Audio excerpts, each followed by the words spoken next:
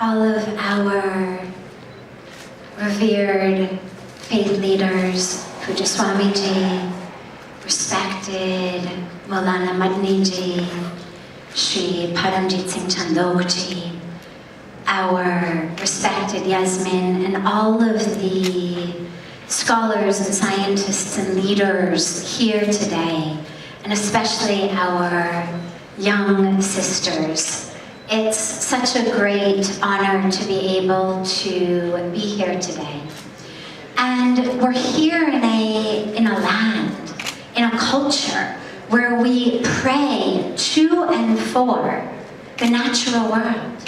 A land and a culture where we say Vasudev Kutumbakam, meaning the world is a family. And then we hear from our children that they feel jealous of us because we had childhoods in which there was water, land, clean air.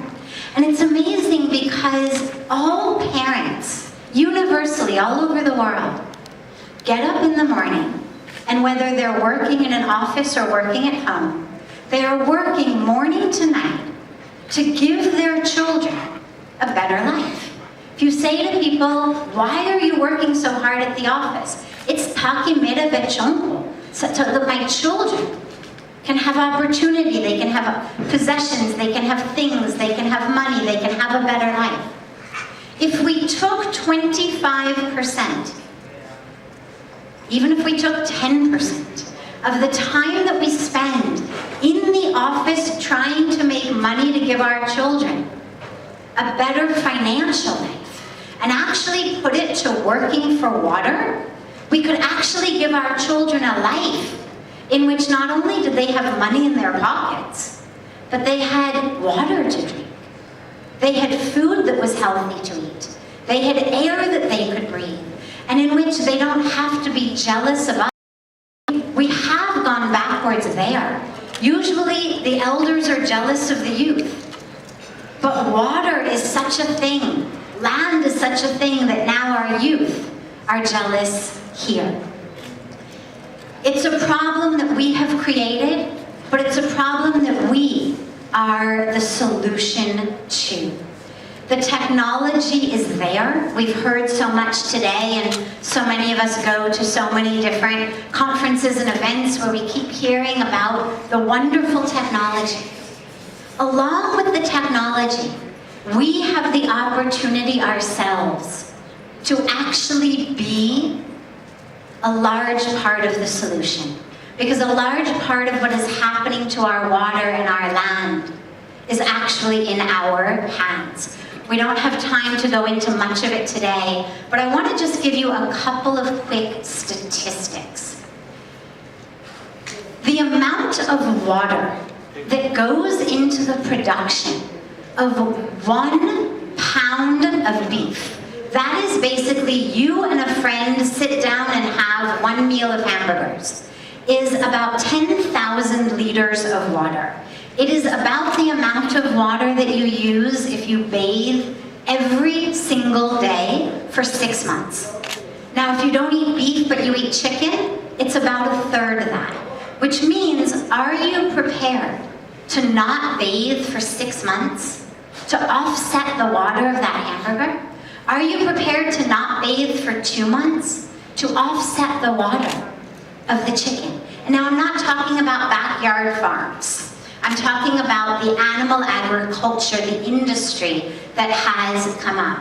77% of the agriculture land on planet Earth, 77% of the land being used for agriculture is being used not to grow grain for people, not to grow vegetables for people, but rather to grow the cows, the chickens, the pigs who become hamburgers, hot dogs, chicken McNuggets. 77%.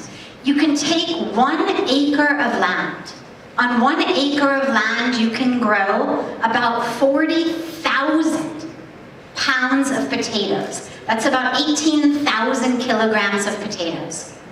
Same 1 acre of land, 250 pounds of beef. about 113 kilograms of beef.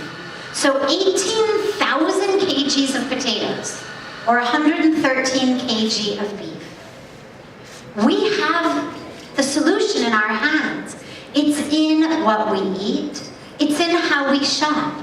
Our yearning for more, cheaper, cheaper, cheaper, is creating a situation where our factories have to be cutting corners and spewing waste into the soil, into the groundwater. We speak so frequently about our global water shortage, our global land shortage, our global food shortage. What we have most direly is a global consciousness shortage. And we all have the possibility and the potential to raise our consciousness and to say, we will be part of the solution, not the problem. Last, here in India, we know that by 2030, we're gonna have only half the water we need. We know that by next year, by 2020, 21 major cities of India will not have groundwater. Can we commit to increasing our consciousness in eating, in shopping, in traveling, in using, in living, so that we can actually give a healthy future to our children? Thank you.